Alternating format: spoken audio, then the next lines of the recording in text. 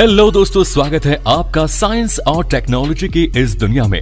इस वीडियो में हम आपको बताने जरूरी चीजों को आखिर फैक्ट्री में किस तरह से तैयार किया जाता है। तो चलिए बिना किसी देरी के वीडियो को शुरू करते हैं। Tomato ketchup making. Tomato ketchup आजकल हर फास्ट फूड में इस्तेमाल की जाने वाली चीज है। इसके बिना फास्ट फूड इंडस्ट्री अधूरी है। तो आइए जानते हैं आखिर इसको फैक्ट्रीज में बनाया कैसे जाता है। टोमेटो केचप बनाने के लिए सबसे पहले टोमेटो के खेतों में बड़े स्केल पर टोमेटो हार्वेस्ट किया जाता है। इसके लिए बड़ी बड़ी ऑटोमेटिक हार्वेस्टिंग मशीनों का इस्तेमाल किया जाता है। ये ऑटोमेटिक मशीनें टमाटर के पौधों को डायरेक्ट ही जमीन से काटकर उन्हें कन्वेयर के थ्रू अंदर कंटेनर में लेती जाती है और यहाँ अंदर लगी फिल्टर मशीनें टमाटर को उनके पौधों से सेपरेट करते हुए उसमें से टमाटर को अलग कर देती है और इस टमाटर को ये अलग कंटेनर में इकट्ठा करती जाती है। जब ये मशीन टमाटर के पूरे पौधे को काटती है तो इसमें कच्चे और पक्के सभी तरह के टमाटर आ जाते हैं। इसलिए फिर एक ऑटोमेटिक स्कैनर के जरिए इसमें से सफेद वाले टमाटर यानी कि कच्चे टमाटर को इनमें से फिल्टर कर लिया जाता है। फिर इन टमाटर को एक अलग कंटेनर में लोड किया जाता है। फिर इन सभी पके हुए टमाटर को टोमेटो केचप बनाने की फैक्ट्री तक लाया जाता है। यहाँ इन सभी टमाटर को एक बड़े पानी के कंटेनर में डाला जाता है। यहाँ इन टमाटर को वॉश करते हुए इन्हें कन्वेयर के थ्रू आगे भेज दिया जाता है। अच्छे से टमाटर को क्लीन करने के बाद इन सभी टमाटर को उबलते हुए पानी में डाला जाता है। यहाँ उबलते हुए पानी में इन टमाटर को काफी देर तक उबाला जाता है। जब इन टमाटर की ऊपरी स्किन गलने लगती है तो फिर इन टमाटर को एक कन्वेयर की मदद से इस गर्म पानी में से निकाल लिया जाता है और इन उबले हुए टमाटर को कन्वेयर के थ्रू आगे भेजा जाता है, जहां कुछ ऑटोमेटिक मशीनों द्वारा इनके छिलकों को इन पर से हटा लिया जाता है। ऑटोमेटिक मशीन्स द्वारा इनके छिलके हटाने के बाद इन सभी टमाटर को कन्वेयर के थ्रू वर्कर्स की एक टीम के पास भेजा जाता है, जहां पर इन टमाटर की मैन्युअली छटाई होती है ताकि इनमें कोई बिना छिला हुआ टमाटर न रह जाए। इसके बाद में इन सभी टमाटर को फिर से एक बार कन्वेयर पर डालकर आगे एक मिक्सिंग मशीन तक पहुंचा दिया जाता है। यहाँ ये मशीनें इन टमाटर को क्रश करके इनका सॉस बनाती है और यहीं पर इनमें कुछ जरूरी इंग्रेडिएंट और प्रिजर्वेटिव मिला दिए जाते हैं जो कि इसके टेस्ट के साथ इसकी उम्र को भी बढ़ा देते हैं।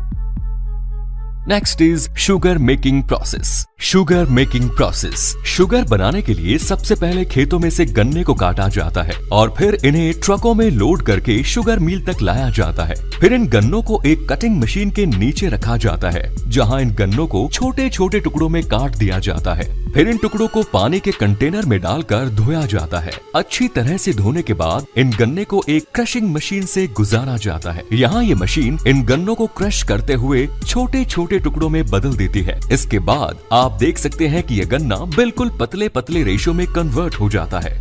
फिर इस गन्ने को कन्वेयर के थ्रू जूस निकालने वाली मशीन तक ले जाया जाता है। यहाँ इन गन्नों को मल्टीपल रोलर्स के बीच से गुजारा जाता है, जहाँ अच्छे से इनका पूरा जूस निकाल लिया जाता है। अब इस गन्ने के जूस को अलग कंटेनर में इकट्ठा कर लिया जाता है। फिर इस गन्ने के जूस में सल्फर डाइऑक्साइड मिलाया जाता है। इसी केमिकल की वजह से चीनी के दाने क्रिस्टल के फॉर्म में आते हैं। इसके बाद में इसमें लाइम पाउडर मिलाया जाता है। लाइम पाउडर मिलाने के बाद इस जूस को कुछ घंटों तक यूं ही छोड़ दिया जाता है। ये लाइम पाउडर गन्ने के जूस में मौजूद इम्प्योरिटीज को कंटेनर की निचली सतह पर बैठा देता है। फिर ऊपर बचे इस शुद्ध जूस को आगे इवेपोरेटर में भेजा जाता है, जहां इसे काफी हाई टेम्परेचर पर गर्म किया जाता है, जिससे इसका पानी वेपोराइज हो जाता है और इसमें सिर्फ शुगर का प्योर सिरप बचता है। धीरे धीरे ये सिरप गाढ़ा होते जाता है और इसमें चीनी के क्रिस्टल्स बनने लगते हैं। फिर इस सिरप को स्टीम से गर्म किया जाता है, जिससे इसका बचा कुचा मॉइस्चर हट जाता है और ये चीनी के क्रिस्टल इसके कंटेनर के दीवार के ऊपर चिपक जाते हैं। फिर इन चीनी के दानों को पानी के प्रेशर की मदद से वॉश किया जाता है, जिससे ये व्हाइट क्रिस्टल की फॉर्म में आ जाते हैं। फिर ये चीनी बनकर पूरी तरह से तैयार हो जाती है। फिर चीनी के दानों को अलग अलग छोटी बड़ी छलनी से छान लिया जाता है और इस तरह से इसमें से 2-3 अलग अलग साइज के दाने वाली चीनी तैयार हो जाती है और इसमें सबसे बारीक वाला पार्ट शुगर पाउडर बन जाता है। इसके बाद इस चीनी को बड़े बड़े कंटेनर्स में पैक करके मार्केट के लिए भेज दिया जाता है। Next is jaggery making.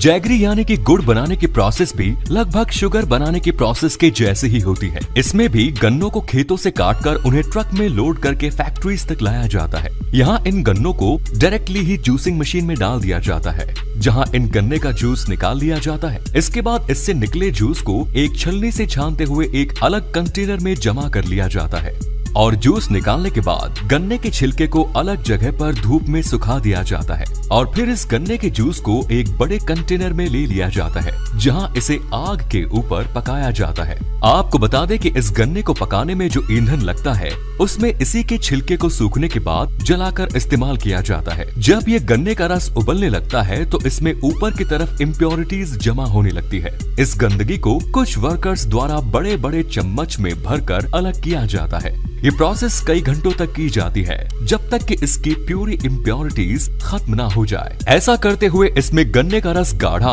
और शुद्ध होते जाता है। फिर इसे बचे हुए शुद्ध गन्ने के रस में थोड़ा सा बेकिंग सोडा मिलाया जाता है। बेकिंग सोडा के साथ इसे पकाने से इसकी कंसिस्टेंसी गाढ़ी होती जाती है। ऐसे ही कुछ देर पकाने के बाद जब इसकी कंसिस्टेंसी बिल्कुल सही हो जाती है तो फिर इसे कुछ घंटों तक यूं ही ठंडा होने के लिए छोड़ दिया जाता है। इसके बाद ये गुड़ बनकर तैयार हो जाता है। फिर इसे अलग कंटेनर में ले लिया जाता है। अलग कंटेनर में लेने के बाद इस लिक्विड को अलग अलग शेप और साइज के कंटेनर्स में भर दिया जाता है। इस तरह से इस सारे गुड़ को इन छोटे छोटे बर्तन में जमा कर दिया जाता है और फिर इन बर्तनों में इस गुड़ के ठंडा हो जाने के बाद इन्हें अलग कर लिया जाता है, जिसके बाद ये गुड़ मार्केट में भेजने के लिए पूरी तरह से तैयार हो जाता है। Next is Honey extraction process. शहद बनाने के लिए सबसे पहले सही जगह का चुनाव किया जाता है। ये जगह फूलों या फसलों के बड़े बड़े खेतों के आसपास होती है। यहाँ सबसे पहले शहद के कई सारे बॉक्सेस को रख दिया जाता है। इन बॉक्स के अंदर कई सारे मधुमक्खी के आर्टिफिशियल छत्ते होते हैं। फिर इन खाली छत्तों में पालतू मधुमक्खियों को छोड़ दिया जाता है। ये मधुमक्खियाँ आसपास के फूलों से रस को लेकर इनमें इकट्ठा करती जाती है। कुछ दिनों बाद सभी छत्तों को एक एक्सट्रैक्टिंग मशीन में डाला जाता है। ये एक रोटेटिंग मशीन होती है जिसके अंदर इन छत्तों को डालकर गोल गोल घुमाया जाता है। इस तरह से इन छत्तों को घुमाने से इनमें मौजूद शहद इसमें से निकलने लगता है। शहद निकालने की बजाय वापस से एक आर्टिफिशियल छत्ता लगा दिया जाता है और फिर इन्हें वापस से मधुमक्खियों के बॉक्स में डाल दिया जाता है। इस तरह से मधुमक्खी पालन से काफी